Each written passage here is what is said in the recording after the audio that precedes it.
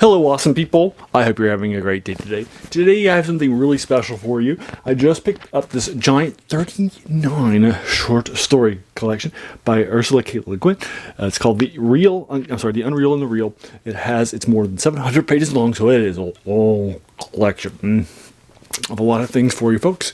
And a couple of nights ago, I read a short story in here that I've never read before called The Ones Who Walk Away from Omelas. And that 8-page short story, which took me like 17 or 18 minutes for me to knock out, it was pretty quick, is going to be my review of you today. Now, it won the Hugo Award, so that was pretty cool. It was published even before I was born.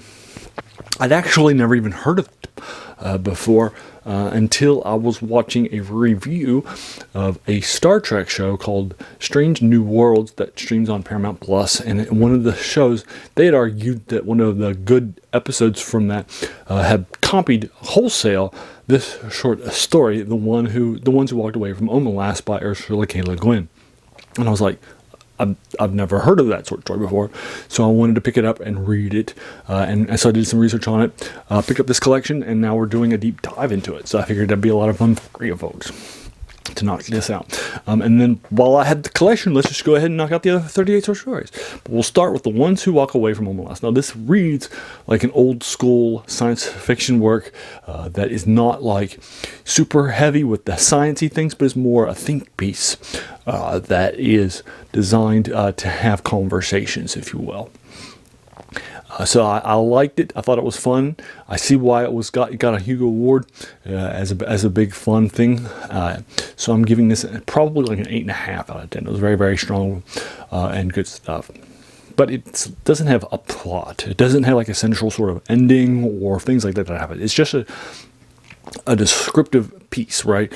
So I can see why it won the Hugo, because it's well written and it's well fun. It's got a fun central concept, but at the same time, it's not a traditional story with a beginning and a middle and an end, or a plot, or backgrounds checks, character development, right? It's just world building. For 8 pages long. So that's why it's only getting an 8.5. It's well written, it's well done, I liked it.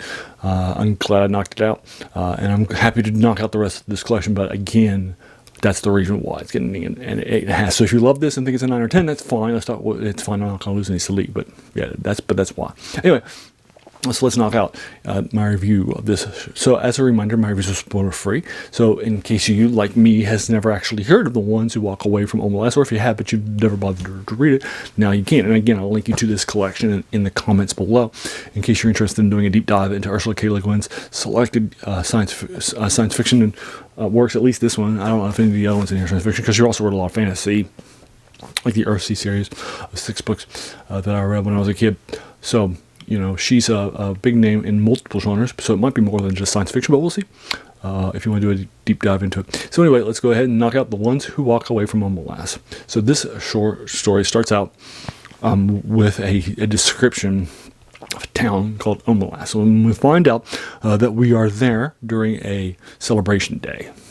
And so we're going to find out a lot about the society and the culture, and so forth from that.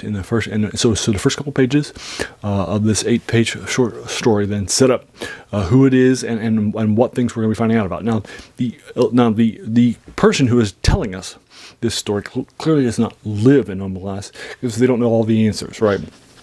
They might give us a description of Omelas and then follow it up with, but I don't know how that came to be, or there are things about Omelas that I just don't know, right?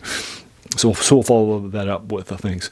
Also, our key character in this story, that once they're introduced, it could be a boy, it could be a girl. So we just don't know, right? And I think that actually adds to the power of this, because you just don't know. You can insert your own, right? So, for example, for the boy or the girl, that's our key character and the only character in this short story. You can say, well, so if you're a parent, that way you can say, well, I have a boy, I have a girl, or I have both, so I can identify with this main character, right? Or similarly, or I am a boy or a girl, right? So I can identify with this character because it's not giving you the descriptions of it. So I think that actually strengthens it, and I think that Ursula K. Le Guin does a good job about that. Anyway, so this is the central idea here actually comes from a couple of previous places. One that she actually calls out in the opening page as saying that this is a variations on a theme by, and has this person listed.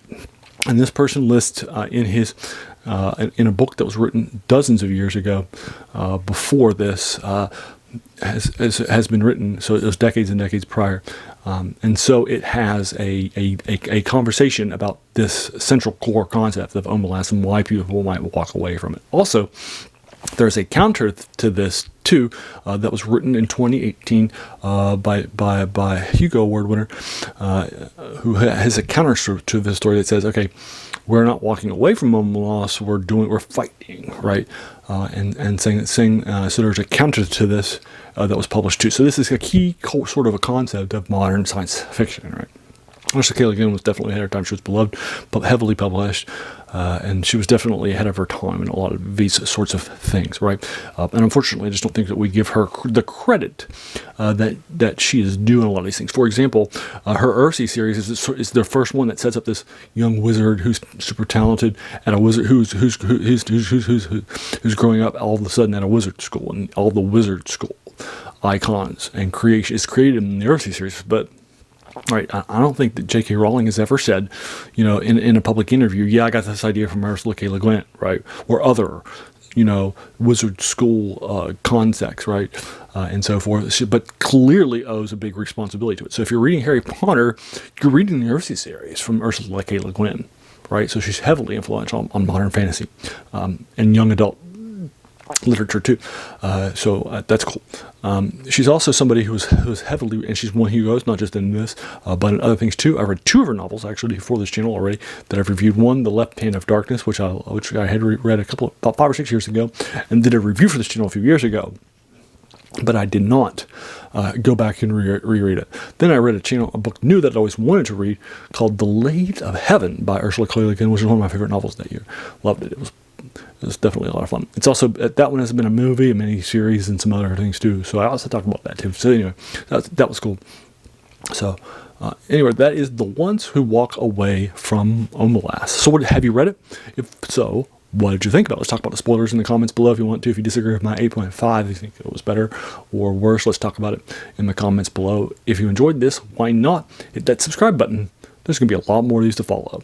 Also, the title of this channel, the name, The Worst Thing About New Books, is a quote by a French philosopher, Jacques Joubert, who said that the worst thing about new books was that they kept us from reading the old ones. And so in this case, something that was published before I was born in the mid-70s is definitely an older work. And so that's Ursula K. LeGuin. So anyway, thank you so much for taking some time out of your day and investing and watching my video. We all have so many things that are happening in our lives, and we're pulled in so many different directions. So the fact that you spent this time with me is incredibly humbling, and I appreciate it. So thanks again, and have a great day.